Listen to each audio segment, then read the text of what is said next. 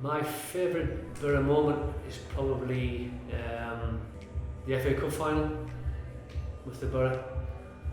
It's a standout moment I think for any player. I've never seen so many Boro fans in one place, outside and in.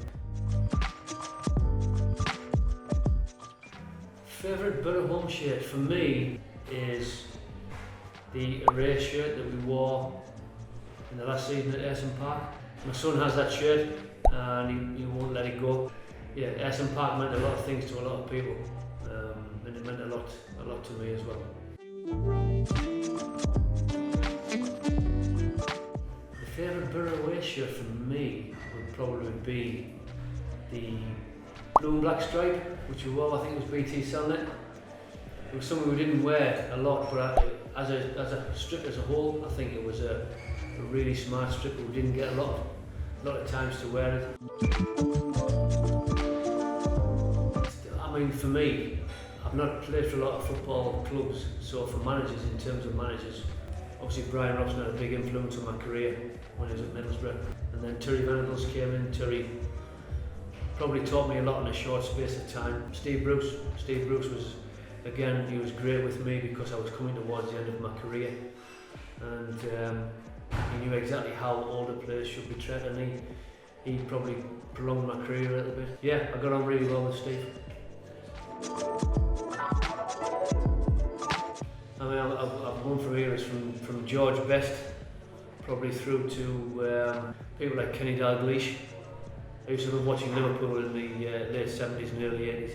Kenny was at the forefront of that team, and I used to love what he was going to do on the pitch. He was fantastic for his time.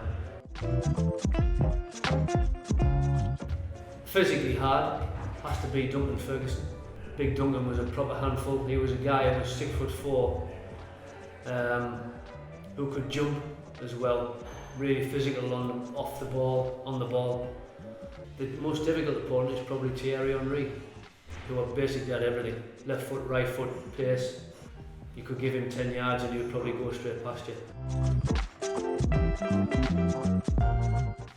Best player I played with, that's easy for me, has to be Juninho. And I think everybody who saw him play would probably say the same thing. Favourite goal is be few and far between. I scored a decent goal against Southampton at home, and that was at the Riverside. The only other goal that stands out for me was scoring against Middlesbrough, but that was for my first team, that was Tranmere.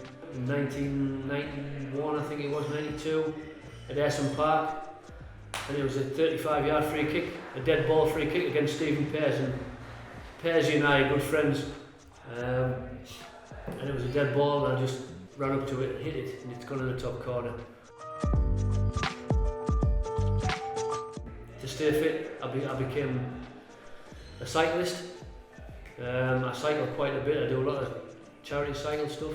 So I enjoy cycling, I enjoy watching cycling, I enjoy golf and cricket. You know, I played cricket when I was younger. Has to be the Boro. The 8.5, 9 years I was there, it was every year had something different. Promotions, cup finals, relegations, and it was a massive part of my life, massive part of my football career, which I wouldn't change for anything.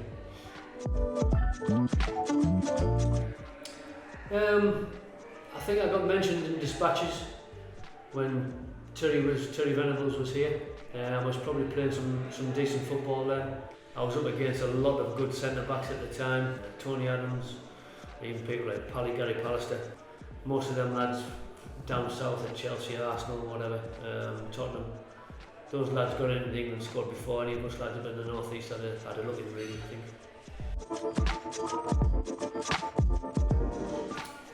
That's simple, that's Millwall at the Den. I played at the old Den and I played at the new Den. And the new Den was basically just the supporters transferred across to the new Den and nothing had changed. Probably one of the most hostile environments you could play in. I enjoy playing at Anfield. My family are from Liverpool, my wife's family from Liverpool, sorry.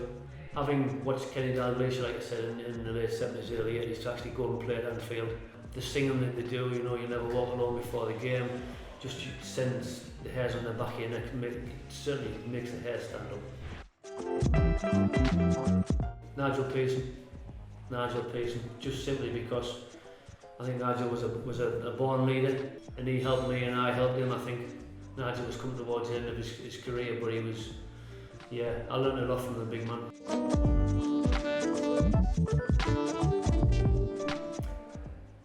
Yes, I am. Well, we're out.